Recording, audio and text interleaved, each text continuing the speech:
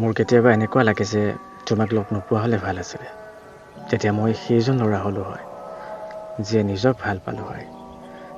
নিজৰ বাবে জীয়াই থাকিলোহেঁতেন নিজৰ সপোনৰ পাছত দৌৰিলোহেঁতেন কিন্তু যেতিয়াৰে পৰা তোমাক লগ পালোঁ মোৰ কেৰিয়াৰ মোৰ সুখ শান্তি